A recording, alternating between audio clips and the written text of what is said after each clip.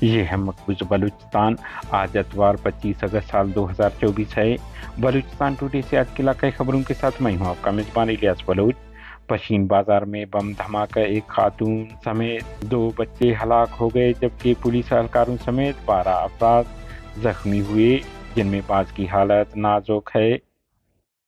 پنجگور کلات شہید حافظ ممتاز اور شہید زاہد جان کی شہادت پر انہیں خراج عقیدت پیش کرتے ہیں PLA آزاد۔ افغانستان سے پاکستانی خفیہ اداروں کے ہاتھوں جبری لاپتہ محمود علی لانگا بازیاب نہ ہوئے تو افغان قونصلیٹ سامنے دھرنا دیں گے۔ Press conference. نوشکی میں پاکستانی فوج کے اہلکار کو ہلاک کرنے کی ذمہ داری قبول کرتے ہیں BLA جین۔ ہب چوری ڈکیتی، ایک ہی رات میں درجن بھر وارداتوں کے خلاف دکانداروں اور تاجروں کا RCD شاہراہ پر دھرنا، پولیس کی نااہلی کے خلاف نعرہ بازی کی اور تاجروں کو تحفظ فراہم کرنے کا مطالبہ کیا۔ خاران میں تعمیراتی کمپنی کی مشینری کو نظر آتش کرنے کی ذمہ داری بلوچستان لبریشن فرنٹ نے قبول کر لی۔ کیچ کے رہائشی گوادر میں CTD کے ہاں پیشی سے واپس آنے پر قاتلانہ حملے میں شدید زخمی ہو گئے۔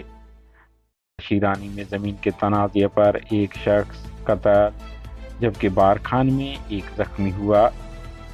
بلوچ لبریشن آرمی کے ترجمان آزاد بلوچ نے جاری بیان میں کہا ہے کہ رواں مہینے 20 اگست کو ہمارے 2 سرمچار زاہد جان عرف جنگو اور حافظ ممتاز عرف ملا سیف اللہ تنظیمی فرائض کی ادائیگی کے حوالے سے پنجگور کے علاقہ چتکان میں تھے۔ رات 1 بجے قابض پاکستانی فورسز نے لوکل ڈیتھ اسکواڈ کے ہمراہ غریب آباد میں ان کے ٹھکانے کو گھیرے میں لے کر چھاپہ مار دیا جہاں دونوں طرف سے فائرنگ کا سلسلہ شروع ہوا۔ ان کے تبادلے میں دونوں جان باز متعدد دشمن اہلکار ہلاک کر کے خود امر ہو گئے۔ آزاد بلوچ نے دوسرے بیان میں کہا ہے کہ پاکستانی فوج نے 22 اگست کی صبح کلات کے علاقہ جوہان میں گیشک کے مقام پر واقع ہمارے ایک کیمپ کو محاصرے میں لے کر SSG کمانڈوز اتار دیے جسے سرمچاروں نے بہتر حکمت عملی سے ناکام بنا دیا اور درجن بھر SSG کمانڈوز مار گرا دیے۔ نمروز سے محمود علی لانگا ولد محمد عثمان کے لواحقین نے voice for Baloch missing persons کے کیمپ میں پریس کانفرنس سے خطاب کرتے ہوئے کہا کہ گزشتہ 1 سال سے وہ افغانستان کے صوبہ نمروز میں بطور مہاجر رہائش پذیر تھا۔ گزشتہ دنوں 18 جون کو افغانستان کے حکومت کے تعاون سے پاکستان کے خفیہ اداروں نے اسے گرفتار کر کے پاکستان لایا گیا جو کہ وہ اب خفیہ اداروں کے حراست میں ہے۔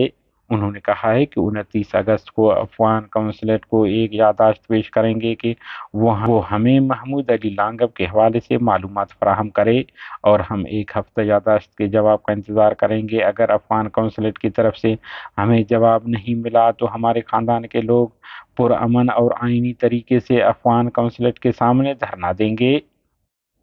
بلوچ لبریشن آرمی کے ترجمان جیند بلوچ نے میڈیا کو جاری بیان میں کہا ہے کہ سرمچاروں نے نوشکی شہر میں مل اسٹاپ کے مقام پر فائرنگ کر کے پاکستانی فوج کے اہلکار عبدالوحید ولد عبداللہ بابر سکن سندھ کو ہلاک کر دیا ہے جس کی ذمہ داری وہ قبول کرتے ہیں۔ کیچ کے مرکزی شہر تربت افسر مہر ہوٹل کے قریب نامعلوم مسلح افراد نے فائرنگ کر کے عابد ولد وشدل سکن افسر نامی شخص کو زخمی کر دیا جو پنکچر کے دکان پر کام کر رہا تھا۔ بتایا جا رہا ہے کہ 2 دن قبل وہ گوادر میں کاؤنٹر ٹیررزم ڈپارٹمنٹ CTD کے ہاں پیشی پر گیا ہوا تھا۔